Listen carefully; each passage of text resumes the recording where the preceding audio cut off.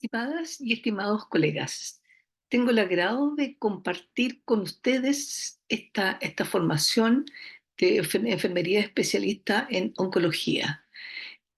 Y me han solicitado que comparta con ustedes la valoración de la persona mayor, de la vejez, ¿ya? Que hable de la vejez. Nosotros hemos trabajado ya durante muchos años en el Ministerio de Salud, creé el programa en conjunto con otros colegas y otro equipo multidisciplinario, el programa del adulto mayor, y hemos tenido todo un recorrido con la persona mayor, tratando de comprenderla lo mejor posible y cómo tratar esta vejez.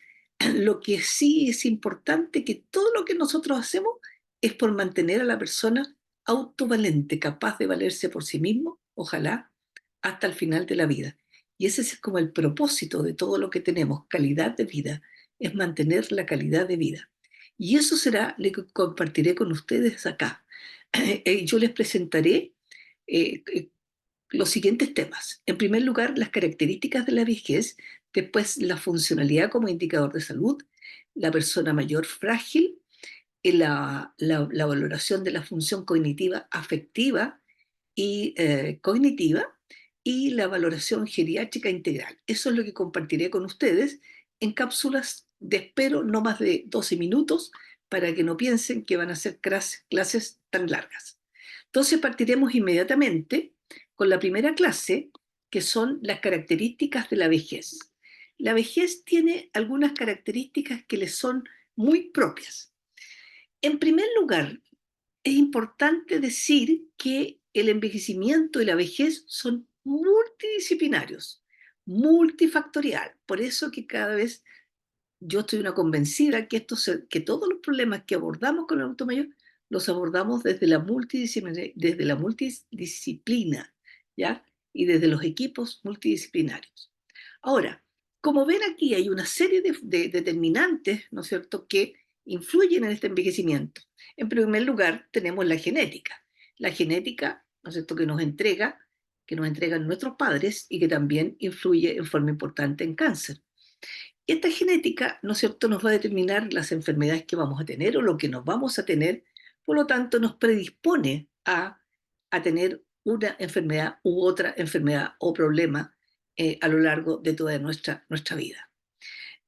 Hay otro determinante y para mí uno muy importante es la educación, porque piensen ustedes que cuando nacemos con un cerebro muy plástico y si tenemos, ¿no es cierto?, unos padres que nos estimulen, que nos den seguridad, ese cerebro va a ir formándose en forma lo más normal posible y después, ¿no es cierto?, toda la estimulación queremos, por eso tan importante el kinder, el pre-kinder, ¿no es cierto?, toda la educación, la educación básica, ¿no es cierto?, la educación media, y seguir formándonos, tener, ojalá todo el mundo pudiera llegar a tener una profesión, ¿no es cierto?, un oficio, en donde siga formándose.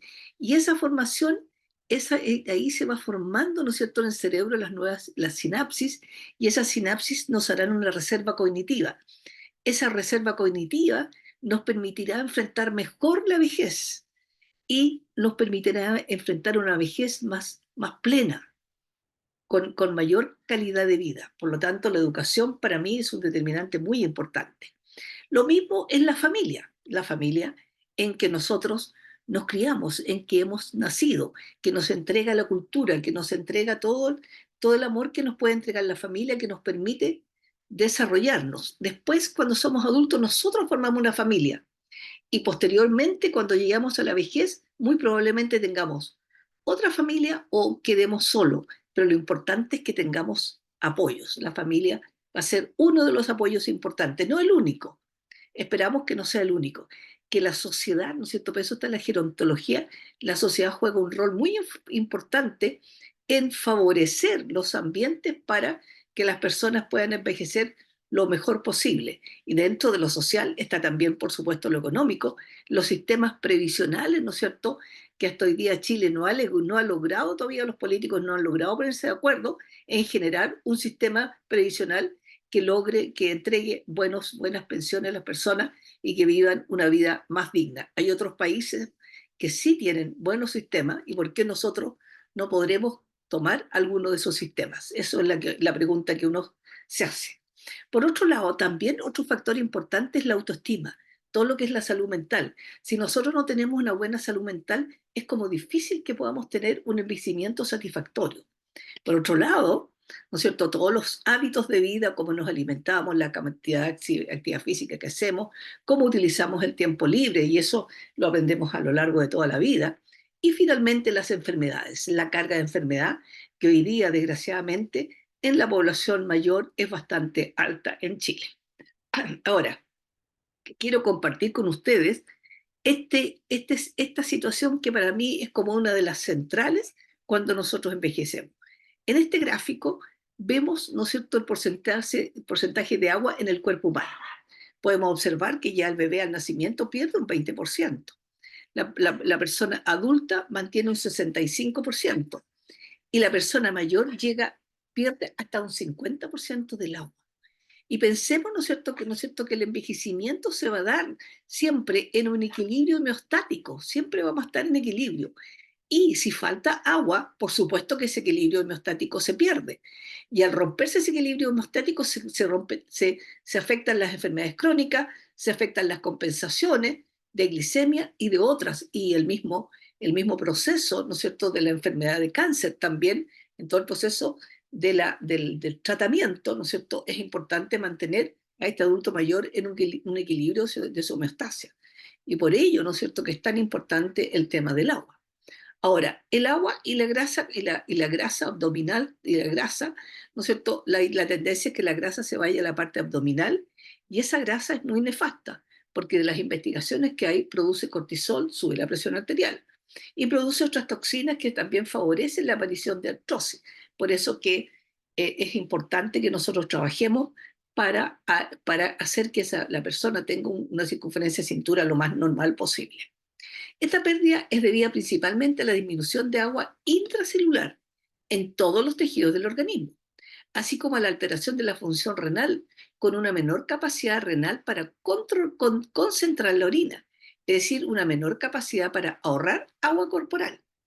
Una de las principales consecuencias de estos hechos es la facilidad de las personas mayores para deshidratarse, cosa que empeora al estar disminuida la sensación de sed. Entonces terminamos esto con toda esta falta de agua, con que la persona mayor pierde la sensación de sed.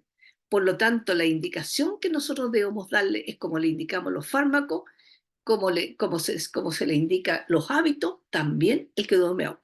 Ahora, la recomendación son 2 litros de agua al día. Los alimentos contienen también agua, y lo que debe nosotros recomendar entre 6 a 7 u 8 vasos de agua al día, que la persona esté constantemente tomando esta agua para mantener este equilibrio homeostático del que yo ya les he hablado. Así que ahí les dejo un primer mensaje importante del envejecimiento. Ahora, la expresión de las enfermedades también cambia, ¿ya? Las enfermedades suelen ser más larvadas, con poca sintomatología. Ya cuando la enfermedad está muy avanzada, la podemos detectar. Pero aquí se producen dos fenómenos muy importantes. Uno, que aumenta el umbral del dolor, por lo tanto puede haber un proceso inflamatorio sin dolor, ¿ya? Sin dolor. Y también los cambios en la regulación de la temperatura, no siempre hay fiebre. La respuesta inmunológica va cambiando, ¿ya? Y no hay fiebre. Por lo tanto, al no tener estos dos síntomas o signos, el dolor y la fiebre, ¿cómo podemos saber que la persona está enferma? Y aquí viene el gran desafío de la atención de las personas mayor. Y si por otro lado la persona pierde la sed con una facilidad o una pérdida del equilibrio hemostático, las cosas empeoran. Y se presenta con pérdida de la funcionalidad previa.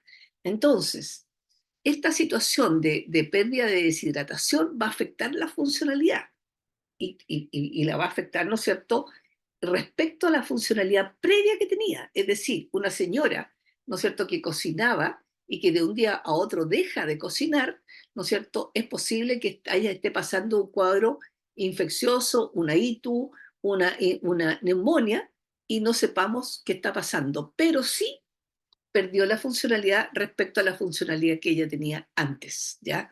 Y eso es muy importante. Por lo tanto, la pregunta siempre: cómo estaba usted antes de sentirse así. Si dice, ¿no es cierto?, yo estaba muy normal, quiere decir que hay algo que está pasando y ese algo es el que tenemos que estudiar. Ahora, así en presencia de una neumonía o una infección urinaria, el primer síntoma que puede presentarse es el deterioro cognitivo de aparición brusca, estado confusional o delirium, manifestado por desorientación o trastornos conductuales. Entonces, frente a un estrés, es muy posible que la persona, un estrés como una enfermedad, por ejemplo, una hospitalización, la persona debute con un delirium. En otra clase yo me detendré a hablar del delirium, tanto a cómo valorarlo, cómo prevenirlo y cómo tratarlo, ¿ya? Así que hablaremos de eso con mayor detalle. Entonces vemos estas dos enfermedades infecciosas que no van a generar dolor ni fiebre. Ahora, estas enfermedades, ¿no es cierto?, se van a presentar en un órgano distinto. Se van a presentar a nivel cerebral, en consecuencia que el órgano afectado es, ¿no es cierto?, la vía urinaria o los pulmones, y se manifiesta en un órgano alejado de donde está el problema mismo. Y afecta al órgano, el órgano más frágil es el que primero claudica y da lugar a manifestaciones clínicas, en este caso el cerebro. Ese cerebro, ¿no es cierto?, nuestro órgano más importante, pero también más frágil, ¿ya? Y vulnerable a cualquier cambio que se produzca. Y ese cerebro, por lo tanto, va a tener manifestaciones conductuales, ¿ya? Y en este caso, el delirio, ¿ya? Entonces, redondeando un poco, la enfermedad tiene síntomas poco específicos. La pérdida del estado de salud funcional puede ser la primera manifestación de la enfermedad. De ahí la importancia de valorar la funcionalidad, porque puede ser la primera señal de enfermedad. Y hay claudicación, ¿no es cierto?, del órgano más frágil, en este caso el cerebro.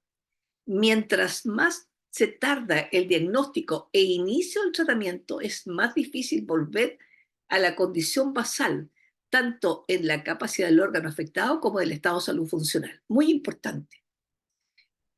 Por eso que tenemos que preocuparnos de la funcionalidad. Mientras más tempranamente se diagnostique y se trate la situación, más fácil es volver a la condición basal, tanto del órgano que está afectado como de la situación funcional. Y eso es muy importante, porque si nosotros no vamos a hacer intervención, se va a alterar la funcionalidad y la persona va a quedar con una funcionalidad menor que la que tenía antes. Y eso ya nos va a afectar nuestra calidad de vida. Entonces, hay que tratar en la justa medida, no un subóptimo del tratamiento, no porque una persona mayor no se le va a dar todas las condiciones que existen hoy día en la medicina, pero tampoco debe haber un encarnecimiento terapéutico, ¿ya? Entonces, esto es lo que yo quería compartir con ustedes como primera aproximación a la valoración del adulto mayor. Y muchas gracias por vuestra atención y nos encontramos en la próxima cápsula.